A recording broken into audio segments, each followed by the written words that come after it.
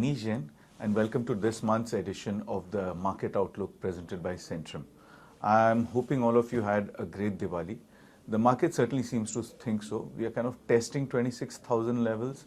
It keeps going there, touching, coming back. The markets kind of remain a little bit sideways. But I think there's enough room for optimism on a couple of fronts here now. As far as the global geopolitics is concerned, I think the recent comments which have been coming through makes us believe that the trade deal between US and India is by and large there. I think over the next couple of weeks also you should hear some good news on that front.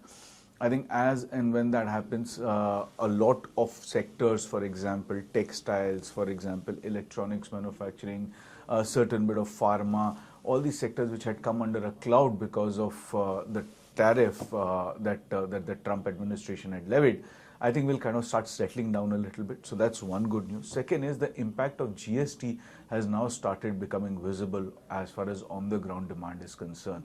And this is something that we had alluded to a month or two back as well. GST is going to be a game changer because it's not an indirect benefit to the consumer. It's not like increasing his disposable income, but it actually increases the affordability of the goods immediately, thus spurring consumption right then and there. And we've seen the impact of that on the ground already. If you look at, for example, brown goods and white goods across the board from national distributors, they're telling us that the post-festive season demand has been, during the festive season and post-festive both, have been very, very strong. So my sense here is that as far as earnings cut is concerned from Nifty, Q2 should really be the bottom now. You should expect around 8, maybe 9% earnings growth from Nifty for the full year, but that is going to be largely back-ended where you should see very strong double-digit earnings growth led by volume growth in the third quarter.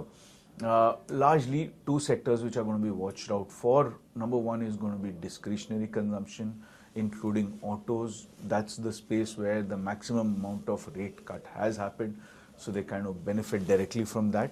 And second is banks. Now, as far as large cap banks are concerned, that's again another space where we are very, very constructive on at this moment.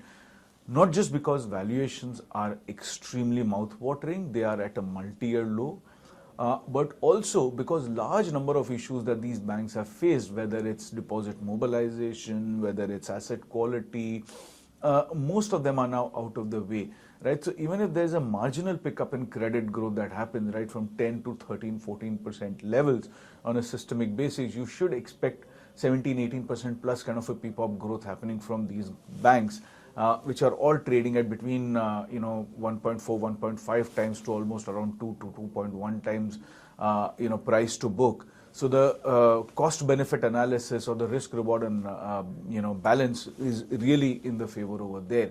So autos is one sector, banks are another one, discretionary consumption is third, and then a marginal sector rotation away from pharma, probably where valuations are expensive, maybe towards IT, where we do feel that both valuations as well as earnings growth are bottoming out at this juncture over here. So combine that and you've got yourself a great deal. Like I said, third quarter is going to be the quarter where earnings starts picking up in a meaningful manner. So markets will kind of remain sideways for another month, month and a half or so.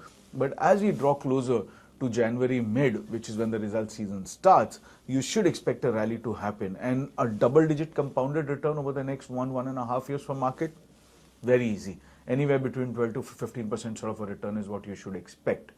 So the time to invest and accumulate is in the next 1 to 1.5 months. Buy now and sit on it for the next couple of months to make a significant gain in your wealth. Happy investing.